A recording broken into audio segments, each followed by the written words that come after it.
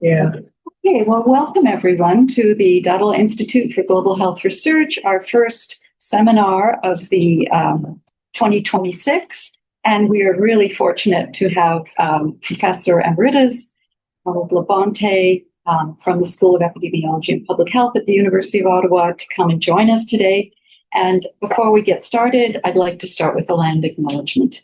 And as this is a hybrid event and some of us are in different territories, please take the time and space to give thanks and gratitude and respect for the land we are currently living and working.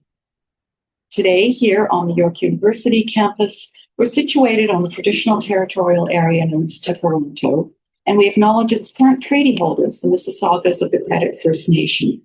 We also acknowledge this as the traditional territory of many Indigenous nations, including the Anishinaabe, the Haudenosaunee Confederacy, the Huron-Wendat, and the Métis. This territory is subject to the Dish with One Spoon Walton Belt Covenant, an agreement to peaceably care and share for the Great Lakes region. And we consider this just as the first step in our process of reconciliation and supporting our Indigenous communities. So now I have the pleasure of introducing Professor Labonté, who is a former Distinguished Research Chair in Globalization and Health Equity in the School of Public Health and Epidemiology at the University of Ottawa, and also a Canada Research Chair for many years. So for the past 30 years, his research has focused on health equity impacts of diverse globalization processes on topics ranging from health worker migration, medical tourism, global health diplomacy, trade, political economy, tobacco control, trade and food security, health impact assessments of trade and investment treaties, comprehensive primary health care reforms, the social determinants of health, health and foreign policy, global governance of infectious disease, and antimicrobial resistance. He's active with the People's Health Movement, which he's got that poster up at the front, and has consulted extensively with UN agencies, governments, and civil society organizations, and is an editor-in-chief of the BMC journal, Globalization and Health. So, Ron, over to you. We are delighted for you to be here today. Okay, well, thanks very much, Mary. It's a bit odd being back here at York. I do have actually a history at York. Apart from the fact that I finished my PhD at York in sociology, I also taught in urban studies, sessional lectures back in the mid-'80s. So that was quite a different campus back then. My daughter graduated her MSW from York, so I got to convocate her. And I have done 2 program evaluations as an external evaluator here that brought me to York. So a bit of history, but I can tell you it does not look like anything that I ever remember. So the talk, it's a bit of a silly title in the sense that, it could be provocative, but we talk about the polycrisis. So this is the de rigueur, one of the new terms that has really emerged around this kind of intertwining mass of separate individual policy crises or crises that come together. I'm going to draw on 2 recent books in terms of talking a little bit about what this constitutes, this polycrisis. A fair warning, the first half of my talk is probably going to make us all want to go out and commit harikiri or doing something ritualistically self-inflicting because it's pretty depressing. But the second half, hopefully, moves us into a direction that's more affirming of the kind of shifts we need to make in our political economies. So the book on the left was I finished that shortly before I retired, so it was kind of a swan song on all the years that I'd spent studying how different globalization-related practices or processes, rules and norms, how they were affecting health equity by trickling down through multiple national and local layers. And the one on the right really updates and expands upon some of those themes. And it's the latest in this series of alternative world health reports that's compiled by the People's Health Movement and its numerous co-producing organizations, and involves usually in each edition scores and scores of health activists and academic health activists from all regions of the world. I would point out that I was hoping that I could come with a few copies to make available at the end of my talk. That didn't work out, but it is still freely available, as are all the past editions of Global Health Watch on our website. So that was something we've always wanted to insist upon in terms of producing these alternative world health reports, is that they become instantly or as soon as possible available to everyone. But okay, we got to start by naming the Polycrisis. And the two words that describe this figure on the right probably name it the best.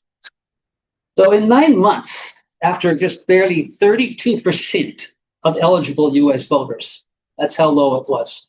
So they re-elected by a fairly small margin a malignant narcissist. And so this second Trump presidency and his like-minded enablers have done more to threaten health locally and globally than most of us feared at the time. Now, the racism and misogyny were already well known, but the speed by which he morphed into an authoritarian dictator and transformed now the world's wealthiest and most powerful country into a militarized state with renewed imperialist intentions, I think that's put most of the world on edge. And its threats to human and planetary health are by now pretty well known and multiple. So withdrawing from the WHO, well, that plunged it into fiscal crisis, but it also makes the world less secure in terms of going forward with emergent global health problems. And it's also, the US is using its multilateral, or its ability to, it's intervening transactionally or by direct kind of exercising US veto into undermining other multilateral health accords. But it's denying the climate change, the withdrawal from the Paris Accord, from the UNFCCC. That's probably the greatest health peril going forward under the Trump presidency. And he's actively, of course, trying to prevent green energy developments, both in the United States and elsewhere. The tax cuts, which of course go to the wealthiest contributors, his financiers, the tech bros, etc., and the defunding of health and global finance for health is, by one estimate, going to lead to 14 million otherwise preventable deaths by 2030. Now, those are fairly good estimates at this point in time. Well, they're fairly bad estimates in the sense of they're really awful estimates. But it gives us pause to consider, should we not just name this for what it is, which is a willful, premeditated mass murder? Because that's what the implications of those kinds of unilateral decisions are. Most other donor countries, though, are also following suit, and that includes Canada, and so that they're cutting back on most of their foreign aid development, or, like Trump, tying their development assistance to the business interests of their home country.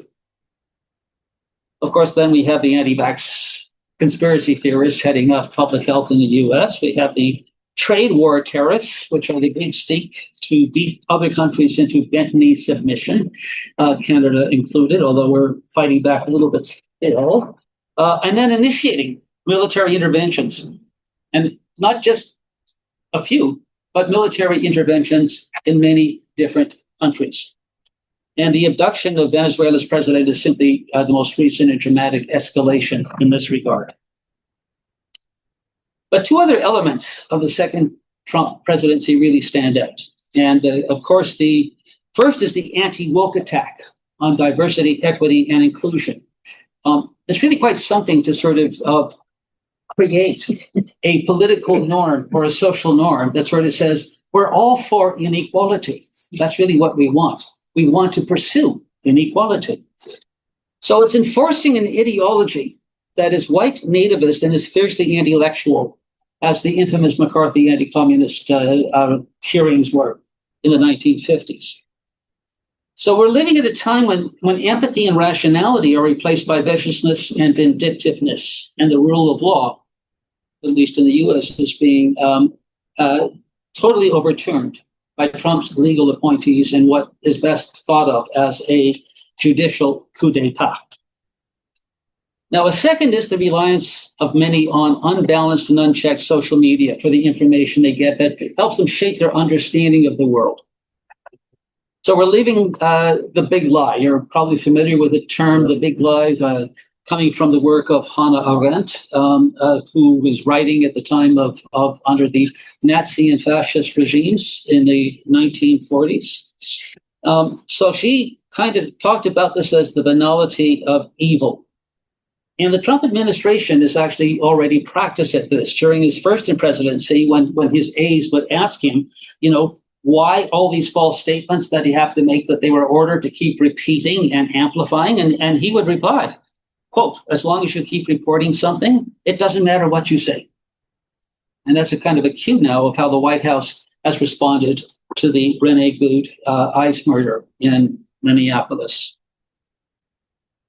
And this is also echoed a bit of that poem from World War II that decried the Nazis coming first for the socialists, then for the trade unionists, then for the Jews. And we now have this hugely financed ICE police force that's coming first for the migrants or anyone of black or brown color. There are plans now to build what are necessarily concentration camps to house up to 80,000 of these migrants or whomever it is ICE wants to pick up, which is extending now to the radical left, anybody who disagrees with Trump. And these are people who may or may not be even legally or illegally within the United States. And there are now 10,000 more ICE agents are being recruited, and that's going to add to the existing 22,000. And this is costing about $71 billion. It's pretty amazing at this kind of private police force that's being created in the US. And how are they recruiting this new 10,000? It's called wartime recruitment, and it's targeting gun and military enthusiasts, people who listen to right-wing radio, and it calls on these people to defend the homeland by repelling foreign invaders. So the War Secretary, Pete Hegseth, simply explains, the U.S. is being put on a war footing. I told you it's going to be a bit depressed, the first bit, but I mean, most of you probably already know that because it's hard not to be tuned in on what is going on south of the border. And if we have any doubt that Trump and his administration constitute fascism, there's this rather prescient warning by a former U.S. vice president that reminds us that fascism is not new to the U.S., but really is simply an unexercised politics until January of 2025. Trump's lust for self-aggrandizement are on almost daily display, and his self-enrichment also matches that of his tech bro financiers, with one estimate being that Trump's family has personally gained $5 billion just in the last year alone. Now, it may seem that I'm focusing a bit too much on this one individual and his banality of evil, and it's true. There's a lot of focus in that direction. Because there are other similarly narcissistic and vile autocrats incentivized to act even more so since the re-election of Trump. 3/4 of the global population now live under autocratic rule. And this rule is too often characterized by restrictions on free expression, independent media, partisan capture of the judiciary and the military, and an ideological assault on government workers, universities, and institutions, anyone that holds views contrary to the autocrats. And civil society organizations are finding themselves increasingly shuttered, defunded, harassed, impugned, or actively and violently repressed. A bit of the good news is that they're fighting back. So, and I want to leave you with a sense that not all is over in that particular dimension yet. Now, most of these autocracies were initially voted into existence. There are many theories for why such voting patterns arise, but most reduce to how globalized neoliberalism from the 1980s onwards led to massive inequalities in wealthy nations, hollowing out the traditional and often white male industrial class. Now, the good news is that autocracies can be and have been overturned. But the bad news is whether this autocracy-democracy pendulum in politics manages to shift back in a more democratic and more equitable direction before we face our great existential crises that are part of the Polycrisis. And that brings me to try to talk a little bit about those. So in this book's final chapter, we argue that neoliberal global dominance had given rise to multiple interrelated crises, three of which pose these existential health threats: rising inequalities in income, wealth, and resources, ecological collapse, climate change being primary, but also just overall ecosystem destruction, and mass population movements. So increasing numbers of people internally or externally displaced as they're trying to deal with the consequences of the first two. And these have since grown much worse. Elon Musk, as we all know, is now poised to become the world's first trillionaire by 2027. And he's harnessing all that wealth and social media to Trump's agenda, from which, of course, he'll personally benefit. His trillionaire status will likely also be joined at some near point in the future by the other oil and tech oligarchs. The story on this is rather told in rather sterile numbers on the left side of this slide. But even Adam Smith, right, that neoliberal's favorite 18th century economist, noted that wherever there is great wealth, there is always great poverty, because you could not have great wealth without great poverty. The two just coexist. Now, if we turn to the ecological collapse, we've crossed the 1.5 degree global warming red line, and we're transgressing 7 of the world's 9 planetary life systems. Meanwhile, the fossil fuel industries in their half century of lying and the dissembling, together with the collusion of enabling governments and policies, they're still trying to develop more. And yet, as the comment on the left side of the slide points out, it's the excessive consumption of the ultra-rich that's really driving this, because the level of the consumption by the 1% or the 0.1% is so much greater than most of the rest of humanity. And just to say that perverse levels of wealth inequality also kind of create climate chaos. They're really flip sides of the same coin. So wealth equals poverty, wealth equals ecosystem collapse and climate change. So unless we start to control those, and so we have the third, of course, which is the number of people who are fleeing poverty, environmental catastrophe, violence, or all three. That's close to 500 million annually. And that's the highest number ever since they started recording these kind of migratory or displacement data. Many are internally displaced and due to something that's called internationalized conflicts. And that's a nice polite term for what are often proxy wars between the world's multipolar powers that have given rise to the largest number of conflict-related deaths since the 1994 Rwandan genocide.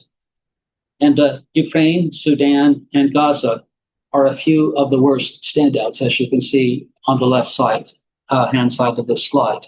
Now I'm going to add just one other to this list, AI, the artificial intelligence.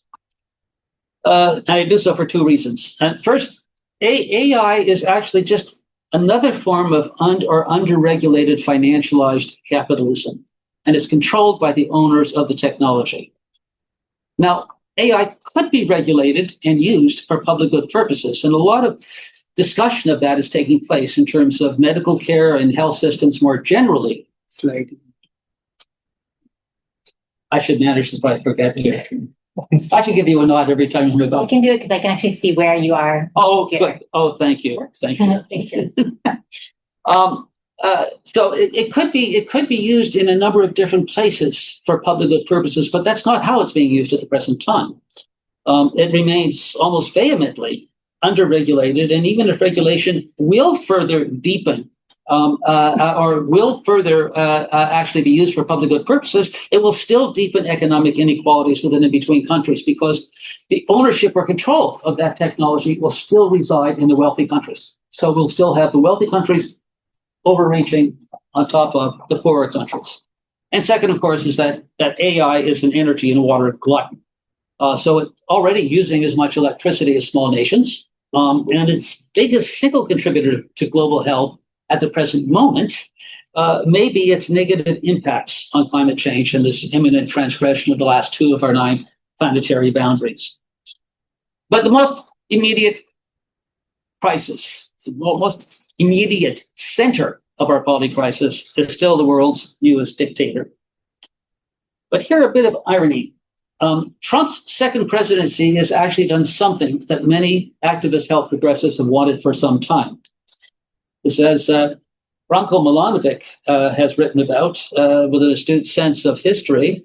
Trump has finally put the final coffin nail in the coffin of neoliberalism as a global economic order.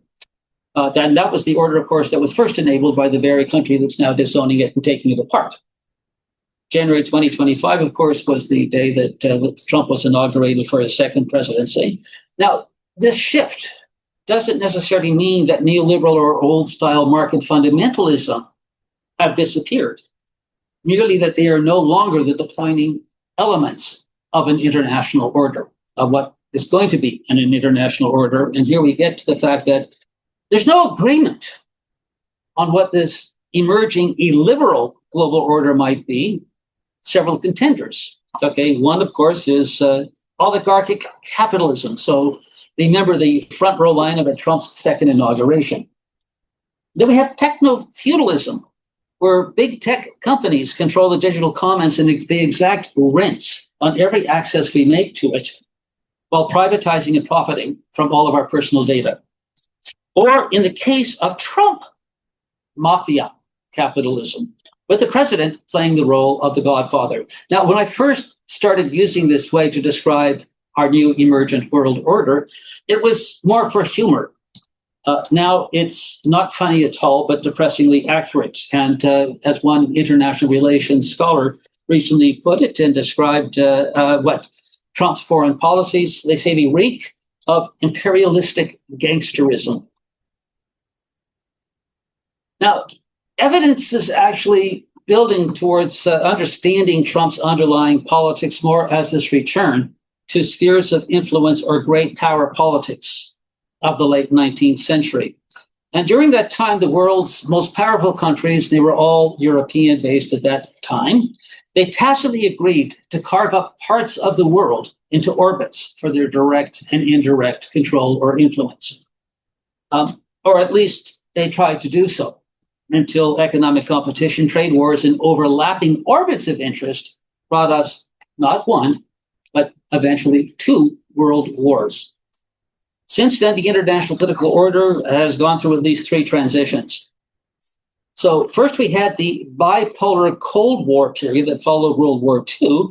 And during this time, the global South rapidly decolonized, and it actually attempted to play both sides, right? The capitalist West and the supposedly communist East in their efforts to industrialize and develop domestically. So we had a very interesting period in that attempt to create a new international economic order. But the bipolar politics collapsed with the fall of the Berlin Wall and the Soviet Union, and we had this brief unipolar moment dominated by the US and the projected liberal international order, the neoliberal international order. But this end of history moment also passed very briefly under the weight of the 2008 global financial crisis, and then, of course, the COVID-19 pandemic. And at the same time, we saw the rise of China. And ironically, kind of, if you look back at those brief periods from the 1990s onward, ironically, China's rise was at least initially bankrolled by US transnational corporations who moved their production to China in order to get less environmental regulation, lower labor costs, larger consumer markets. Now, they don't play much of a role. They're still there in China, but China has basically kind of exhibited now its own kind of national dominance over its own economy at global scale. But what we see now, we have this kind of rivalry or potential rival of the US to China kind of rivalry for global hegemonic status. And that rather dominates global economic policies. And it also risks a reenactment of Thucydides' trap. Some of you may know that term. If you don't, feel free to ask me after I'm finished. And that brings us to the present more complex and less stable multipolar world. Even scarier. So in November of this this past year, the U.S. National Security Strategy was released, and that supports the U.S.'s renewed commitment to great power politics. It's, quote, reasserting and enforcing the 1823 Monroe Doctrine to restore American preeminence globally, with the intent of the U.S. using its economic and military power to ensure that the entire Western Hemisphere becomes and remains in a permanent state of dependence on the U.S. All relations within this hemisphere must benefit U.S. interests. Canada and Greenland, of course, are in the sidelines, and an uninvited Greenland envoy appointed specifically to render it part of the United States. And with every passing day, the Trump administration's noise about Greenland gets ramped up and ramped up and ramped up. So just last week, we had Steve Miller, his key kind of political advisor, saying, that, well, we live in a real world that's governed by strength, that's governed by force, that's governed by power. And who's going to stop us anyway? And so this is the tone, the tenor of what our geopolitical system is resting on. Other aspects of the security strategy is Europe's told to stop allowing civilization destroying immigrants into its countries and to embrace its far-right parties, just as Trump is doing at home. The administration is essentially claiming for itself the imperialist right to unilaterally respond to perceived threats anywhere on Earth, although excluding China and Russia, because they'll now have their own spheres to manage. And this invasion of Venezuela to make it safe for American oil company only strengthens Putin's claim to Ukraine, Xi's claim to Taiwan, and Netanyahu's claim over the West Bank and Gaza. And so this is what the rippling, ongoing kind of externalizing impact of the Trump presidency. So it really is a frightening document where the only principle is might is right. Right? It's really crude. Really, and now it's pushing us closer to a new world war or forever regional wars. That this self-declared president of peace should somehow warrant him the Nobel Peace Prize. But in keeping with the big lie hypocrisy, Trump has since withdrawn the U.S. from the 2 UN agencies dedicated to actually promoting world peace. So, returning to this world's domineering dictator, how do we push back? Now, early on, during Trump's second presidency, we had a list of doable counter moves that were identified. 1 and 6 are still in play, but most of the wealthy countries, so the corporate law firms, the American universities, they simply bent the knee in misplaced self-protection.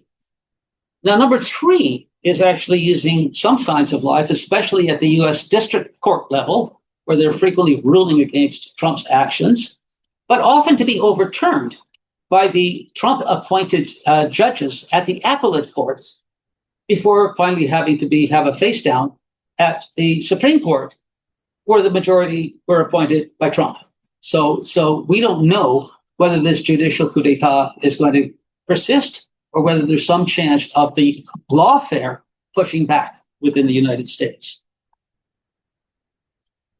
Now, I've used Trump's second presidency to draw out the nature of the multiple crises that we call now our polycrisis. But there's a better one-word name for our polycrisis, which I've already used rather frequently up to this point, and that is simply capitalism. And it's like, don't be fooled. Like, China is capitalist. It's simply state capitalist. There's really very few or no non-capitalist states at the present time, because that's the dominant world order. Now, it's long been an adaptive shapeshifter. So in its early days, when it arose 400 years ago, it was a laissez-faire homesteading accumulation that privatized the commons and displaced all of the peasant classes that were still in existence. To the 19th century of industrialization, and that really entrenched capitalism's class system while revealing the violence of the gilded wealthy to keep their capital accumulating unabated. And this picture on the on the left here, this on this slide, or actually on the slide, it's the gunning down of striking coal miners and their families in the early 1900s. And that was orchestrated by mine hoarder John D. Rockefeller, who later whitewashed his violence by creating the Public Good Rockefeller Foundation.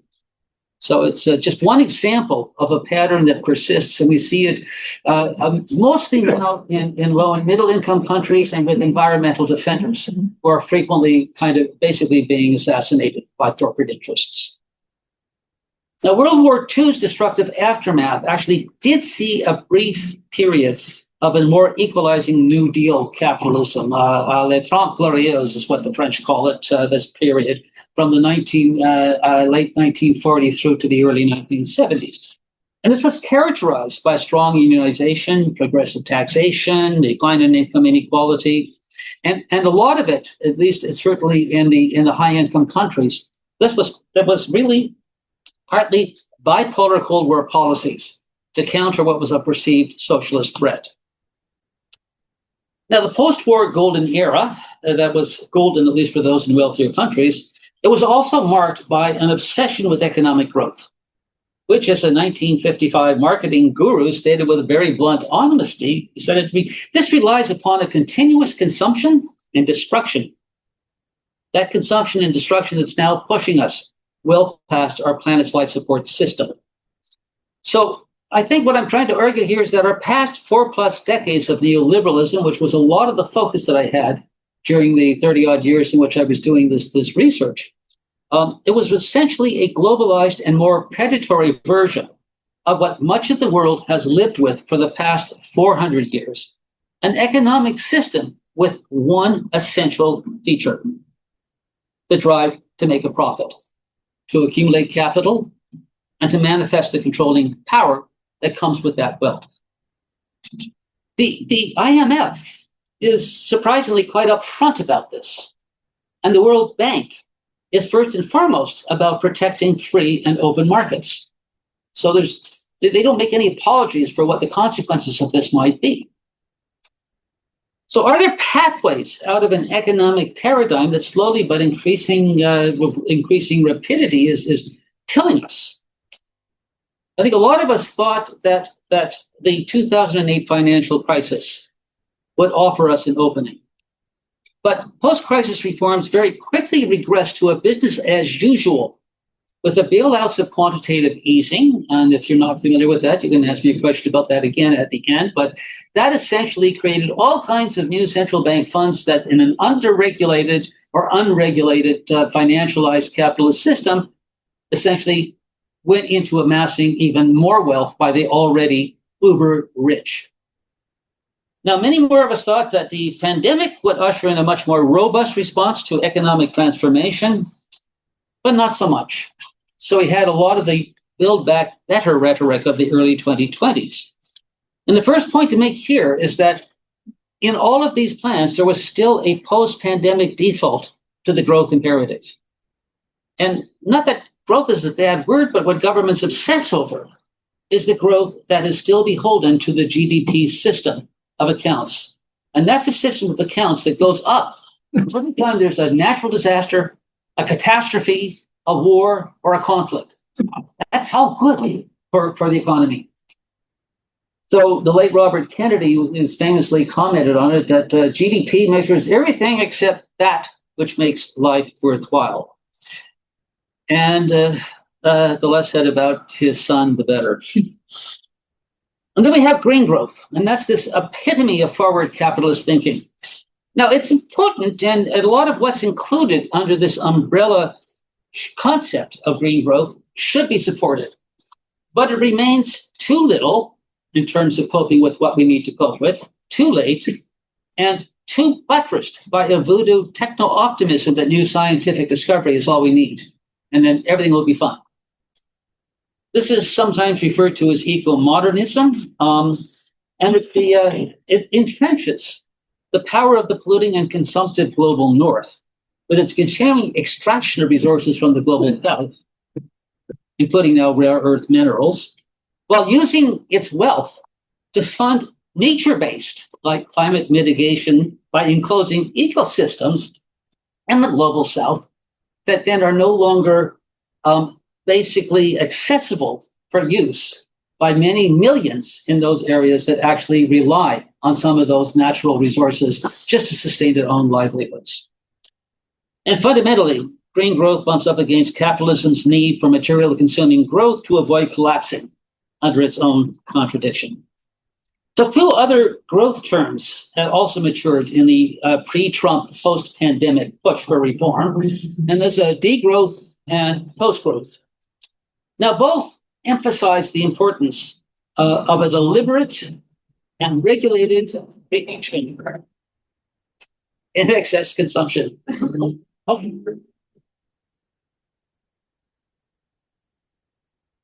Ronald driving by. They're mining. Yes, thank you. So it's a redirection of it's really to reduce the excess consumption in high emitting sectors and countries and a redirection of investment into the goods and services necessary for improving health and protecting the environment. And a redistribution of wealth and resources from rich people in rich countries to poor people in poorer countries. Now, breaking the ad-incentivized world of mass consumption is not going to be easy, although there are steps that governments could start taking if they so chose. They could end all subsidies for environmentally damaging goods that are not essential for health. They could restrict advertising. And of course, they could use tax measures to reduce unnecessary and excessive consumption. And it could also mandate the right to repair and enforce corporate compliance with circular economies. Post-growth economists also emphasize the importance of scaling back rich world consumption to make space available for sustainable and non-destructive growth in the low-income world, because that has to happen. And doing so could also de-link the capital dependency of economies in the under-consuming global south on the extraction of resource wealth by transnational corporations based in the excessively consuming global north. To which this slide on capital flight from Africa gives some partial testimony. Now, taxing illicit flows alone would transfer $1 trillion annually from global north corporate wealth to the countries in the global south, if you just tackled that one element of unequal economic relations. So of absolutely pivotal importance, to improve and sustain health equitably, we need to reverse the growth, wealth, and power inequalities that unfettered capitalism creates. And historically, only two things under market systems of any type have ever shown any chance of doing that. The first is strong labor rights and organizing, and that reduces some of the pre-market inequalities, and the post-market progressive corporate and income taxation that redistributes wealth through public spending and income transfers. Now, we've not done well at all on reducing pre-market inequalities. And we have that looming threat of AI, where the CEOs of the big tech AI pursuing corporations right now, they're all arguing that the state will have to provide guaranteed annual incomes because in order to preserve the consumer market for their products and their techno-feudal rents. So the state's going to have to give guaranteed annual incomes to everybody. And of course, they're silent on how the state's going to be able to finance that. But that's a tacit acknowledgement that in their rush for AI, that will likely largely destroy what we know of the present labor market configuration. And then we have the issue of progressive taxation for purposes of redistribution of public goods. And one of the chapters in Global Health Watch 7 was produced by members of the Global Tax Justice Network. And they described taxes, this is a nice one, taxes as society's superpower. They pointed out how governments over the past half century of neoliberal dominance surrendered much of these superpowers, allowing most of the wealth generated by humanity at enormous ecological cost to be captured by the already ridiculously wealthy. And the graph on the right here, it goes a long way to explain why governments are so reliant on borrowing now to keep afloat, why UN agencies, including even the World Health Organization, are busily courting private investors, equity firms, and the spare change of the 0.1%. To put this in some context, an income of $10 a day, which one study suggested is the minimum needed to acquire the resources for a healthy life, that would require $7 trillion a year in redistributed wealth going to the world's poorest 70%. That's barely 10% of just the rise in untaxed income since 2002. Right? Just less than 10% of that. And that's equal to the government's annual fossil fuel subsidies. And so it's like we have such a perverse level of maldistributed wealth that fundamentally, and that's what the capitalist system is allowed to create, that's fundamentally what's going to stop us from being able to actually ensure human survival over any longer term, much less deal with all of the health crises and future pandemics that are likely to come in the near future. Now, there's momentum on the tax issue, because in 2023, the UN Secretary General Antonio Guterres, he called for a negotiation of a UN tax convention. And that motion was first raised by the African Group of Nations, and it was adopted by the UN General Assembly in November of 2023. The formal negotiations are well now underway. And priority areas for taxation. So it's already been agreed that priority areas where they're going to try to create some rules for are the digital economy, the illicit financial flows, and high net worth individuals. And actions on these three alone would capture over $2.6 trillion annually, with almost all of it going to low and middle income countries. Now, 8 countries opposed the resolution at the United Nations for a global tax convention, including Canada. And that's really a G8 of shame, so to speak, because of the G8 countries.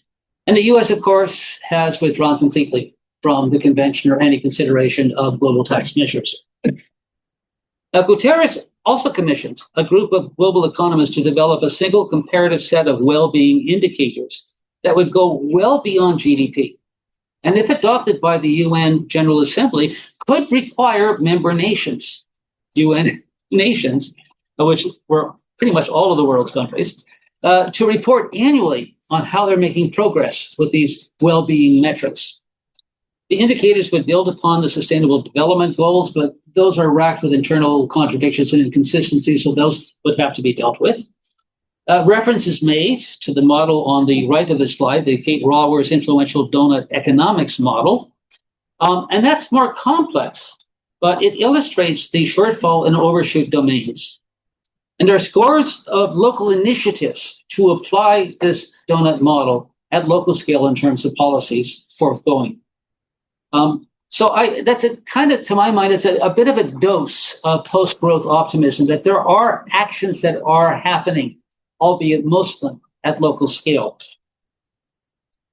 Now, there's one final quibble about the degrowth and post-growth economics, and that's in terms of their ability to mobilize the masses to sort of like rally all the troops and champion something that will try to take us out of this kind of toxic system in which we find ourselves enmeshed. Because degrowth and post-growth are seen as too negative. Because for many people, growth is actually seen as a life-affirming positive. So a new term has come into play in order to address this issue, and that's the concept or the idea of a well-being economy. In very simple terms, this is an economy is one that pursues an equitable global allocation of the resources people need for a healthy life, while staying within the ecological limits of the planet.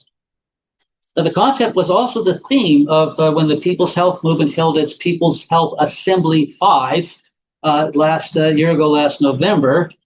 And the emphasis on that particular assembly was the struggle for buen vivir, which is the South American concept of living well. And alongside the embrace of traditional health knowledges, ecofeminisms, and agroecology. And those turned out to also be the focus of 2 other important chapters in the first section of Global Health Watch 7.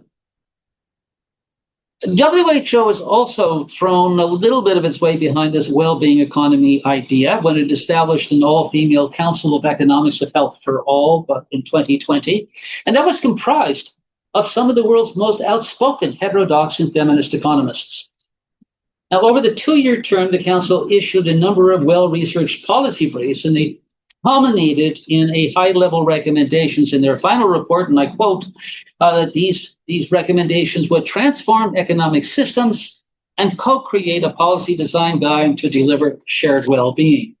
Now, if you look in deep in any of these kinds of reports and the following recommendations, none of them would be foreign to any of us who have maybe been concerned about health equity or health inequities or been engaged in any kind of health activism over the past many years, because we've long argued for tax and environmental justice, economic fairness, for gender equity, collective human rights, food security, and properly financed governments, because those are the major theme areas that WHO Council actually addressed. And it called for public engagement in policy making. Now, a year later, so that takes us to about 2023, the Club of Rome, which was, of course, was famous for its earliest report back in 1973, 72 or 73, can't remember the exact date. I can't remember now what the title of that particular book was, but it really set the environmental economy relationship into some sort of discussion. Brought the two together, the environmental commons and the economic commons. So this particular report, Earth for All, it identified 5 great turnarounds, and it had 17 very specific policy directives leading to a well-being economy. Now, the 15,000 per person figure in the first level turnaround is the consumption level. It's a bit even more than the 10,000 that the other study was that I cited. It's consistent with staying within planetary boundaries. So all of the world could consume at 15,000 kind of PPP adjusted for different country levels at that level, and we'd still be within the safe consumption space for the planet. But to do that, we would have to really have a corresponding equivalence in massively declining consumption levels amongst the wealthier people in wealthier countries. Now, I don't have time for any detailed discussion of what these policy directives are. If you aren't familiar with it, but are interested, I would recommend that you just Google Earth for All, and they have a lot of very good analytical, evidence-informed, evidence-based kind of policy initiatives. And what they also did, though, is they also modeled, they used the same modeling that they did with their 1972 report, to sort of see what would happen in the future if people actually followed these policy directives. Suffice to say that if they adopted the advice that these policy papers and policy analyses came up with, humanity would have a good chance of making it to 2100. But if we maintain our current minimalist reforms, we don't have that good a chance of making it to 2100. So they model all of that. Now, returning to Global Health Watch 7. Now, as we've done with every edition, we also assess the state of health systems. And in this instance, our chapter poses the simple question, well, why do public systems still struggle while private health continues to thrive?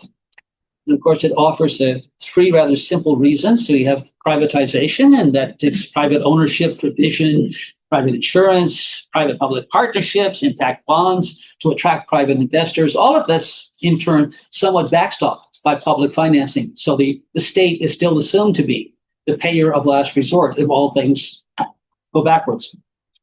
Financialization, and that is when capital uses its power, its wealth, to purchase healthcare assets, extract value from those assets, increase prices, you decrease staff, you leverage loans so that your actual amount of money you're putting up and doing this is relatively low, but you've got a huge debt that you've incurred in terms of the loans you made to allow you to do this accumulation. You strip all the profit out, and then when the whole system starts to collapse, you turn it back over to the government to sort of come up and repair and rebuild and try to recreate the health systems.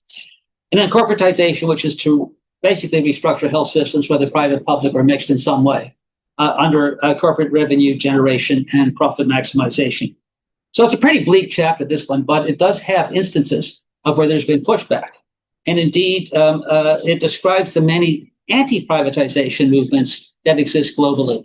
And they're notably led by healthcare workers. And they have had some successes. In South Africa, India, Mexico, Colombia, and Kenya, those are amongst the case study countries that Global Health Watch 7 describes. Now, most of these are just partial successes. There's always kind of rollback or pushback that one encounters. But opposing groups continue to try to block the institutionalization and enforcement of states' obligations under the right to health. And then there's the most pressing existential health crisis, and that's climate and ecosystem collapse. And one of our more inspiring chapters of resistance, it recounts the efforts of citizen groups attempting to use the courts to hold fossil fuels to account. So some examples, and when I came across it, they really actually were quite inspiring. So in Switzerland, you had a group of elder women took their country to court for its failure to protect the environment and stop climate change, arguing that this violated the fundamental human rights. And in April 2024, the European Court of Human Rights ruled definitively in the group's favor. Less is known at this time about how Switzerland is actually trying to comply, but they will have to comply because the court will hold them into account for what that decision is. In 2021, Friends of the Earth Netherlands, some of you may know about this particular initiative that was undertaken. They won a court verdict requiring Shell to reduce its CO2 global emissions by 45% by 2030. And then in 2020, 9 Ecuadorian girls lodged a constitutional injunction against their government for allowing gas flaring that damaged their environment, water, health, biodiversity loss, and climate change. And in 2021, they won, and the government is supposed to eliminate all gas flaring by 2030. And then most recently, in July of last year, the International Court of Justice ruled that states must act to prevent foreseeable climate harm or face international legal responsibility. And this was brought forward by students from small Pacific Island nations. And although the ruling is non-binding and it's not enforceable, it is a tool that activists can and are planning to use within their own court systems. So all around the world, you have poor communities, you have students, you have older people, environmental NGOs. They've all been trying to use the courts to challenge the environmental damages of fossil fuels and extractive practices. Now, it's not always successful. And big oil in particular has been very kind of aggressively pushing back on that with Trump's blessing. And they often use that outrageously immoral rules under investor-state dispute settlements treaties that allowed them to sue governments when they tried to protect people and planet. And even in the Shell case in the Netherlands, I mean, they eventually lost at the Supreme Court on appeal because, but not on the arguments, but only on the fact that by singling out Shell, Shell was not individually responsible for the problem. So you'd have to expand it and have a much larger scope of companies or actions that you bring in your lawsuit. And the Friends of the Earth in the Netherlands have said they're going to attempt to do that and try to take that back with a different kind of set of legal framing. So eco-just lawfare continues. It's going to be hard to say with Trump on doing so much of what that potential is in the U.S., whether that's going to continue in the U.S., which is still the most litigious kind of developed country in the world. But green energy, despite Trump, green energy globally still outpaces fossil fuels in new development initiatives. And who is leading on that apart from low and middle income countries when they can? China. So China is leading in terms of any kind of greening of a future economy. We may not particularly like the autocracy that exists within China or how it deals with some of its internal conflicts or peoples, but on the environmental front, it's way ahead of almost any other country. Now, going back to this idea of well-being, right? So some countries are cautiously engaging with at least some of the ideas of well-being economies. So we have an alliance that exists with 200 member groups and a half dozen countries that have organized themselves as well-being governments, or WE goes, we goes. Now, few of these well-being initiatives actually call out capitalism or adopt fiscally challenging policies, but the language in well-being economy of abundance, wellness, and conviviality, and really resonates with what polling invariably tells us around many of the world's people what they want. An economy organized around well-being rather than around growth and capital accumulation, and with a strong emphasis in well-being economy on harmony, living in harmony with nature. So it has a lot of resonance with one I mentioned earlier, the Latin American concept of buen vivir, but also with the South African Ubuntu, Swedish concept of logom, and values that are associated with Buddhism and Confucianism. But we still have the risk of performativity, that the well-being states, the ego countries and others will tinker around with a few new indicators while the planet cooks, while neoliberal capitalism transforms into authoritarian or fascist capitalism. And meanwhile, the doomsday clock of the Bulletin of Atomic Scientists moves to 90 seconds to midnight, right? That's the midnight is the time that all of us go bye-bye. And that's the closest in all the years that the atomic scientists have been clocking this little kind of doomsday clock. So what this slide shows is that the Build Back Better post-pandemic rhetoric has actually seen more backsliding than progress. But still, this well-being concept, by entwining the two terms, like we're not talking about well-being and we're not talking about economy, we're talking about the absolute joining of these two together, inseparable. It really reinforces the necessity of fundamentally transforming the nature of economic exchange and not simply putting in a few more policies to improve individual well-being. That it recognizes that it's our social systems, our social political economy that in its entirety needs transformation. Now, there were two recent review articles that are possibly quite useful in parsing out the different approaches that are at work under this rubric of well-being economies. I'm personally partial to the critical eco-socialist model because that synthesizes the basic tenets of ecology with a Marxist critique of political economy, advocating for policies founded on non-monetary criteria, such as social needs, individual well-being, and ecological equilibrium. And strategically, it calls for creation and support of localized forms of non-commodified systems, such as local or non-currency systems of exchange. And there are actually 400 of these such systems at the local level in existence now in Spain alone. So it is a growing phenomenon at the local scale. Various forms of cooperatives, environmental sustainability projects such as community-based seed banks and restoring polluted lands and waterways, and that these initiatives prefigure what a transformed economic system might look like, whether that transformation, that transition is achieved by revolution, by evolution, or simply out of ecological necessity, but at political scale. Now, reports like the WHO and Club of Rome, amongst others, offer alternative policy playbooks to move us in this direction, and as do the local initiatives drawing on the donut economics model. But I think we still need a new narrative.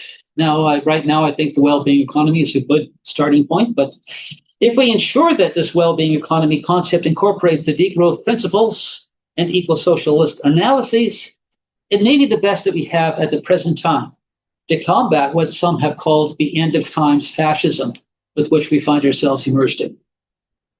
And I'm still drawn to the idea that reform measures from within might lay the ideological, normative, and policy framework for a radical shift to, whether we call it a well-being economy or what Thomas Piketty calls it, participatory socialism. Now, I'm too much of a Marxist to believe that governments at present, and certainly not before having to deal with Trump and his enablers, that they'll do little more than offer some token well-being reforms to the pathology that we call capitalism. At the risk of citing this well-known passage from the prison notebooks of Italian Marxist Antonio Gramsci when he was confronting another period of very bleak geopolitical turmoil, he was a pessimist because of intelligence, and an optimist because of will. And the only thing I think that sustains that will, so we retain the optimism over the pessimism, is the caring support of others, willing and able to engage to speak truth to power. And building that caring and critical advocacy, supporting and emboldening those who would speak truth to power, mindful of, but not cowed by the risks, which are getting more and more severe with each passing week.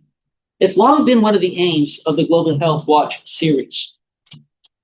Now, the chaotic viciousness of Trump's second administration will continue to undermine global health through the near term. It would be naive to think otherwise.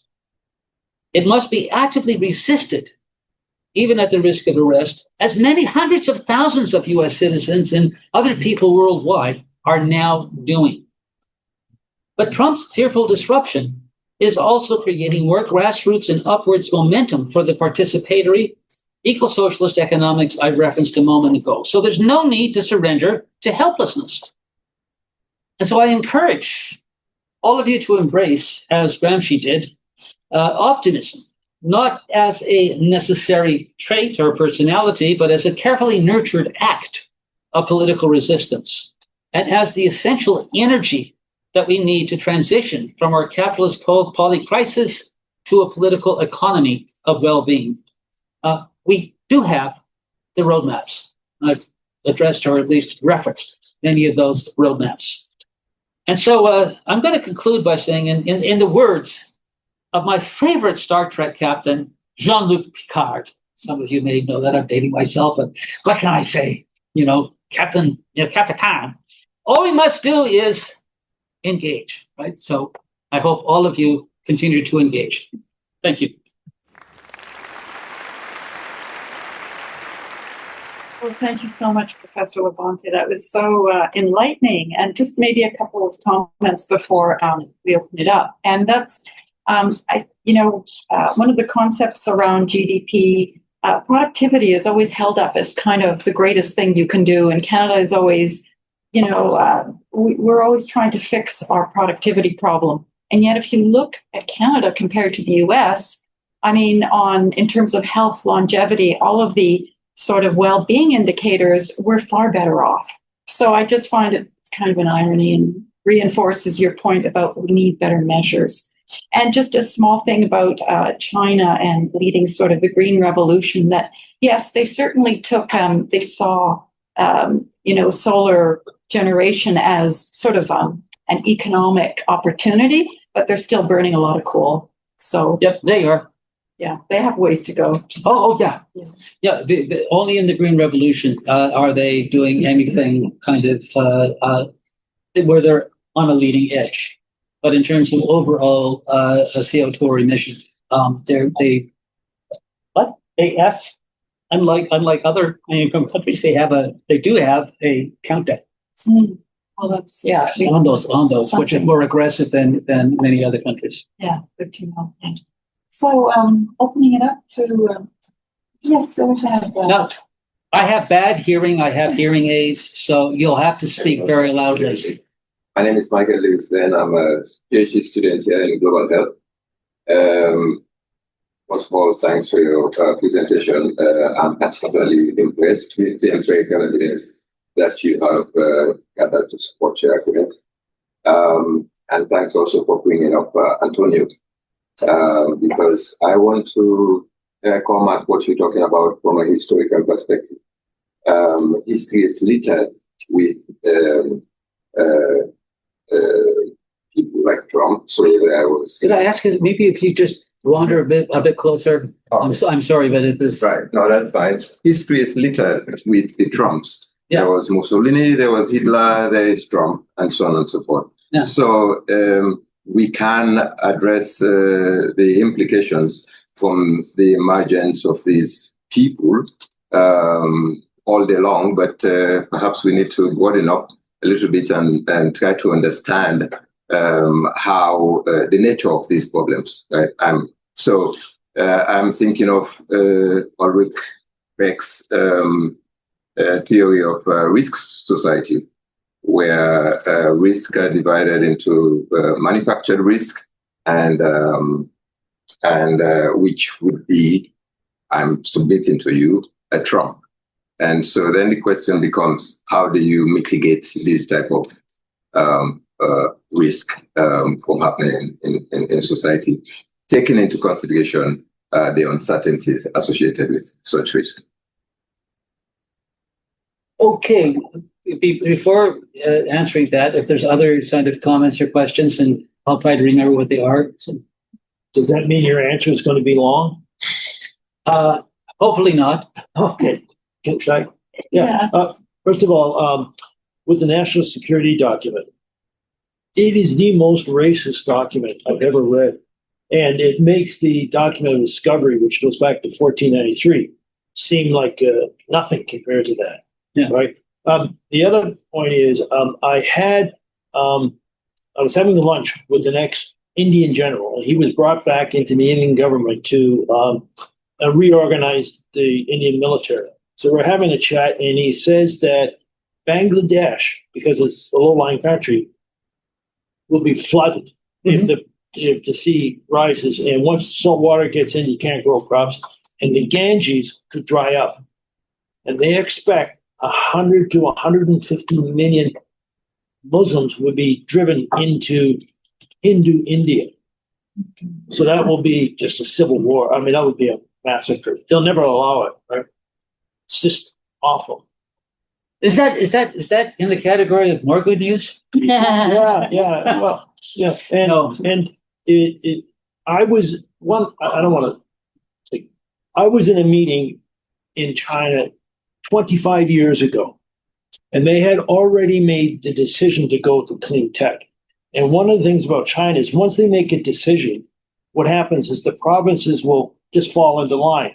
And if you go to Mongolia and Inner Mongolia, just is right where Genghis Khan was born, and you see these rolling hills, you see tens and tens of thousands of windmills, right? And they are leading the world in tech. And the reason their consumption of fossil fuels has gone up is because the economy has grown, right? It's just mushroom, right? Anyways. Well, nothing more to say or to add to that, except that the dire predictions of what happens once we start to see the Antarctic and the Arctic ice masses melting. Yeah. Which is why I said about the autocracy, democracy kind of pivot. I said it's whether or not we actually manage to swing back enough in time before we kind of cross over the very last tipping point. And we are right on the edge of that last tipping point. So apart from sort of saying you should be optimistic because of the struggle and the battles that we have to face politically in geopolitical terms, it's probably just a good idea to wake up optimistic and enjoy what time we have. Sorry, that sounds almost like a pessimistic thought about optimism. Yeah. But to return to then that your comment about the risk, if you want to de-risk the future possibility of more malignant narcissists, egotistical fascists from rising to positions of power, you have to have a balanced, equitable, within planetary limits economy. If you have inequalities, you have the precursor to autocrats. So that's what underlies the emergence of these electoral autocracies, or these then militaristic autocracies. So the only way you kind of de-risk that is by policies that increase equitable distribution of resources, income, and power. So now the risk of the de-risking is, of course, the actions that you do that, especially if you're in the United States right now, is that you could be fingered in some way. And we'd be going through, we're entering the same period now in the US of witch hunts that we had with McCarthy era around the anti-communist stuff. But potentially even more violent and militaristic than what McCarthy was attempted to do during that peak period of the anti-communist purges.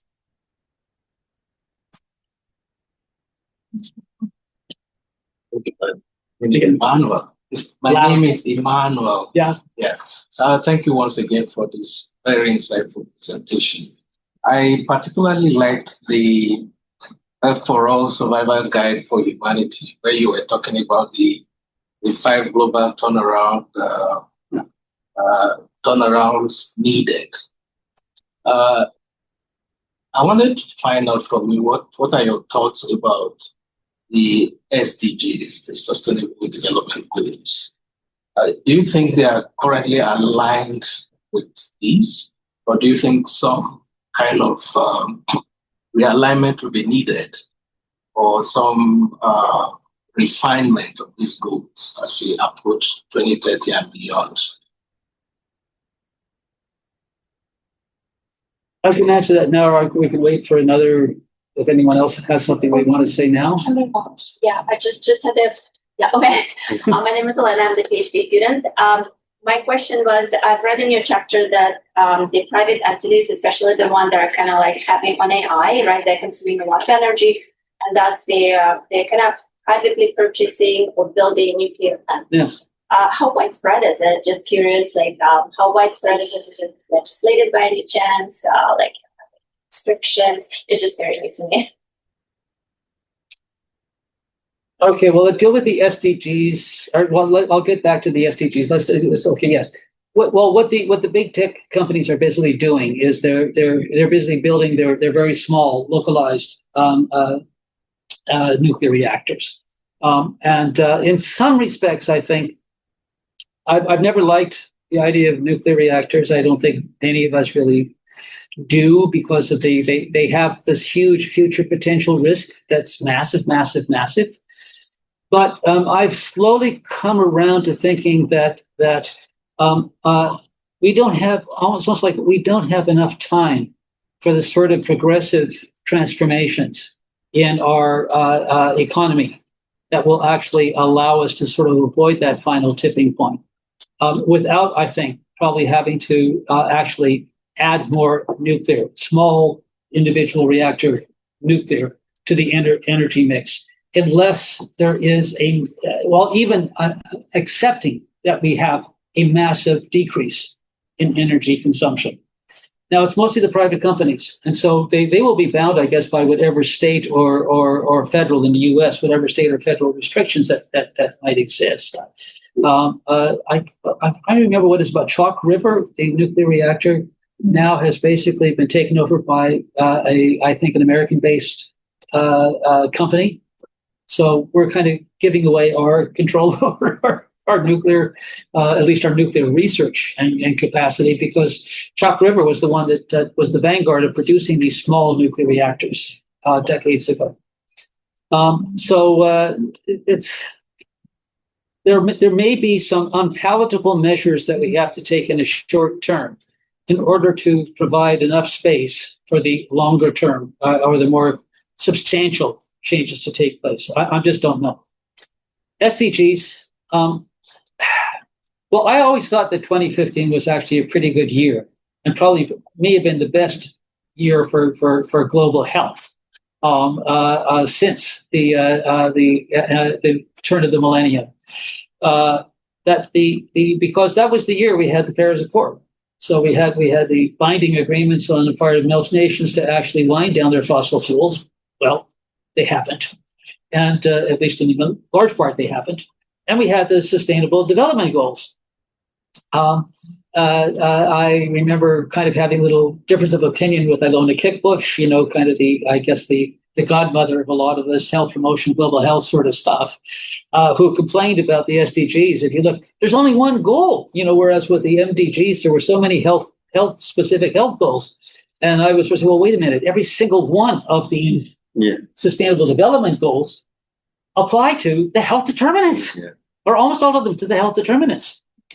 But there are a few changes. First of all, I think the fact that there are so many is a bit of I agree, that's a bit of a complication. When I used to be teaching, back when I was still teaching my course on globalization and health, I would do some sessions on the SDGs, and I would distill them actually to 3 goals.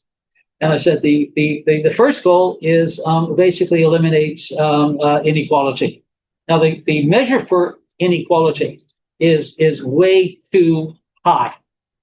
This the top 10% should have no more, people consume more or acquire more than 40% of national income. That just keeps getting bigger and bigger and bigger and bigger, a chasm in inequalities in wealth and power. So that needs to be changed. The other, though, but if you eliminate or reduce inequality, you don't need to have a poverty goal, because it's inequality that creates poverty.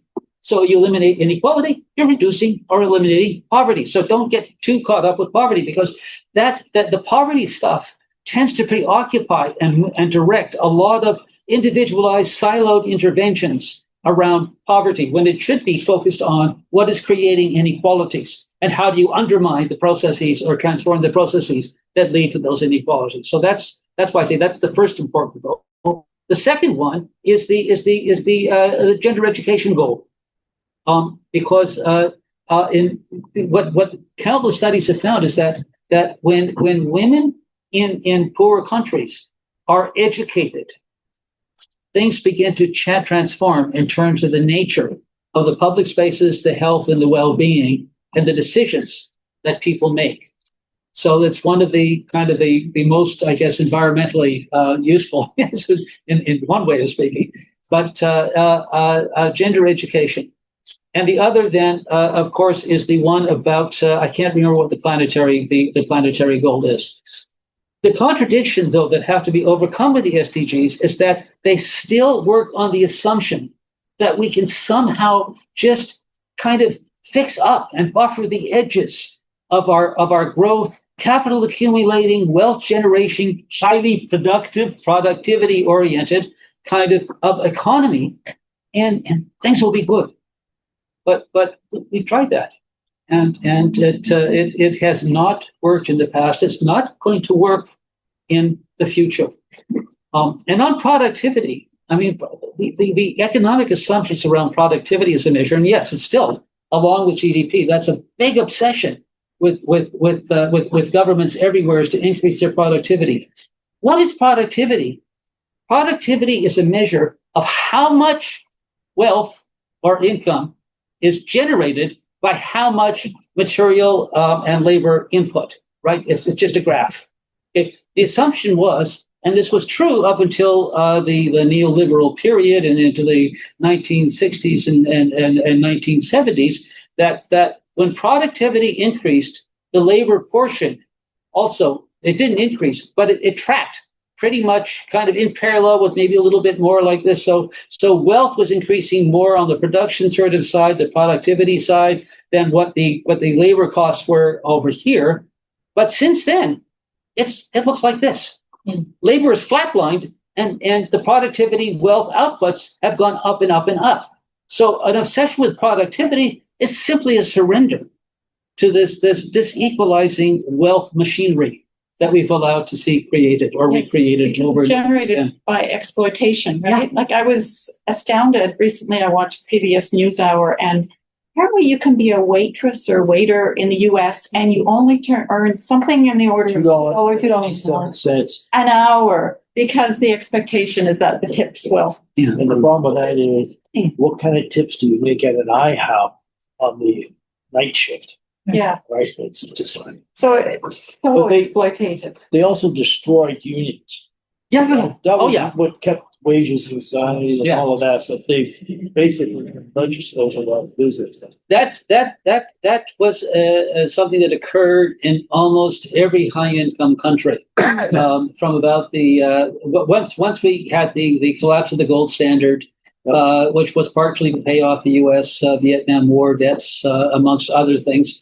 But it's if you have any smattering of kind of economics, and I think probably at least some of you probably do, is that there's this built-in contradiction that exists under any kind of capitalist economic structure, which is called declining rate of profit. Is that at some point in time, profits start to decrease relative to the amount of capital that's invested. They still be profit, but the rate of profit is starting to decline. When the rate of profit is going to decline, those who control the capital that constitutes the basis, at least the capital basis of that profit making, they're going to look at any way possible. And if they could reach a point where the system starts to implode or collapse, and you have very currency crises, and we've had countless currency crises up until about 2008, when the global financial crisis basically became the grandpappy of all crises. But we're on track for another one soon. So we have those contradictions within capitalist economies, and because the scale at which our economies are functioning and the rapidity with which they're transforming now is so much larger than what they were back in when they simply kind of enclosed all the commons across European countries, first in England and then elsewhere, to all the peasants' class and stuff like that, and sort of sent them off into the industrializing kind of factories in the industrial towns. The costs or the implications now are that much larger.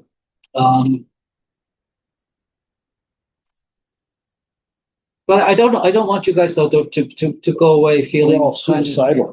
Helpless and hopeless about it, because I want to again remind you that there is a lot of evidence of alternative social formations at local levels, and that's actually, I think, always been the case. Is that the political changes have usually the major political changes have usually happened by a mountain kind of coming up from below. I have a question, but it's about hope and action, so it might be a good way as a good transition. But I really like the examples that you shared about like local individuals using the court systems and finding ways of well-being economy, like very kind of hopeful things for the future. I was wondering, like with these unprecedented times where just a little bit louder. During these times where the people in power are not playing by the rules, I was wondering, like as citizens, as students, like what kind of things can we be doing to be best staying engaged, taking action? I was wondering to hear your thoughts on that. Well, first off, whenever you confront a lie, whenever you confront the awfulness of what the Trump administration and all the kind of similar autocrats elsewhere might be promulgating, you call it out, and you call it out maybe with friends, with family. You call it out publicly if you have access to public means or social media or other ways of sort of calling it out. So you keep the counter narrative alive and pulsing. There are probably two levels at which I would consider you to kind of consider trying to be active, apart from what you might do individually. Two levels in terms of more collective actions. And so one of them is a local level, and the other is, I would sort of see either global or at least national, but some kind of other level of governance. So likely, where are their activities? It could be it could even be things like working with food banks, working with seed banks, finding like in your own life, what types of things at the local level do you find both that you just feel really good about, that you'd like to, or really curious about, that you'd like to support, and you find a way of volunteering and giving some support time to that, and then you try to do something similar at a different level. It could be regionally, it could be nationally, it could be globally. And a lot of that then falls into two parts. You find some committee or volunteer activity work at that level that you can offer. And if you also happen to have a little bit of disposable income, then you can find ways of actually just financing some of those organizations that try to then kind of push, that need some money to continue to operate, especially now that it's becoming so much more difficult for many of these civil society activist groups to function. So that would be the advice I give. Hey. Yes.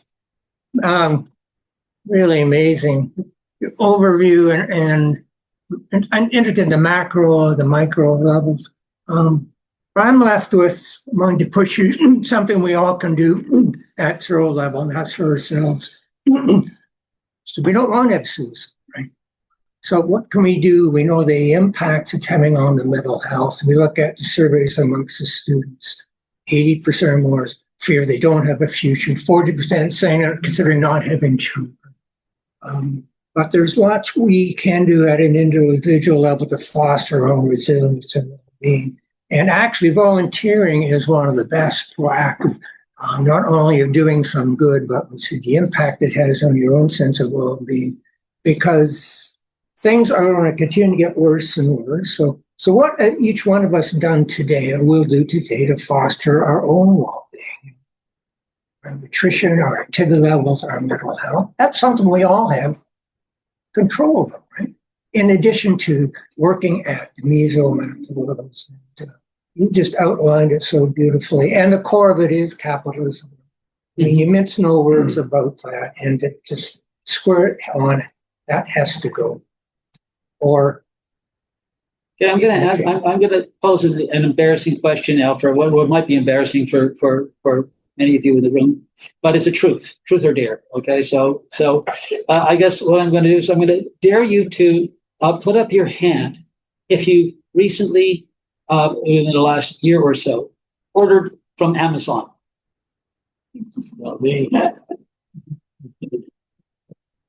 One thing that you can stop doing, because every order from Amazon is another nickel or dime or quarter or whatever amount that winds up going into labor exploitation, goes into Trump's presidency, it goes into Bezos and the tech bros and AI.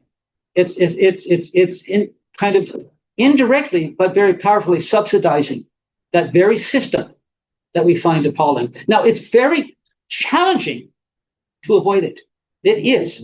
If I want to go and buy something online, I often have to take extensive amounts of time to find a supplier that does not work through Amazon. Now, there's no guarantee that when I find that supplier is likely to be more ethically in practice than Amazon.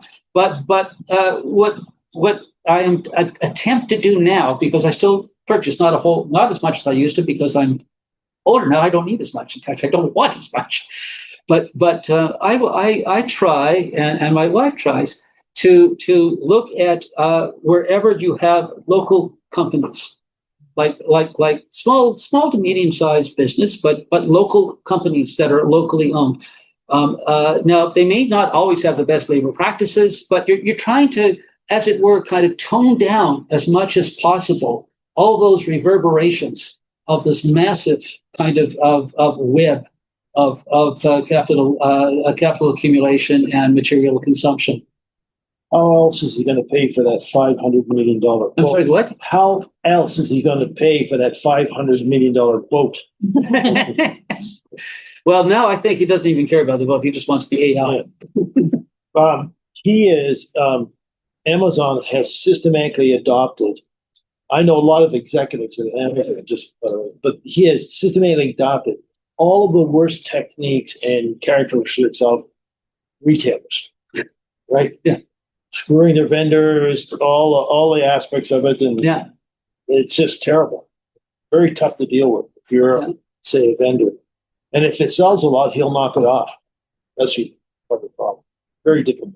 Yeah, but I live now in a condo, having kind of downsized from a house a couple of years ago, and it's still that every time you walk in, you're going to kind of sort of see stacked up on the side all these packages from Amazon. Yeah. And it's like, I do mention it to our neighbors from time to time, but that's just another example of kind of, there's a sense of personal well-being and better mental health for me, Harvey, when I can find a way that I have to make an online order that avoids the big tech. So. Great suggestions. So thank you so much for everyone contributed, and of course, Professor Labonté for incredible, not just insights, but how we can move forward and try and make it a better. So thank you again, and we look forward to getting a hard copy of your application this morning. I hope so. Yeah, apparently they should be reordered at some point. I'll try to organize that when I get back to Ottawa with Mary, so that you can come to Mary and she can have them available. Will we get the slides? There is a You can have the slides, but only use them personally. I have tried as much as possible to ensure that I'm not using copyrighted images, but I can never be absolutely certain. I just want to order all the books. But, Okay, well, thank you again so much. Okay.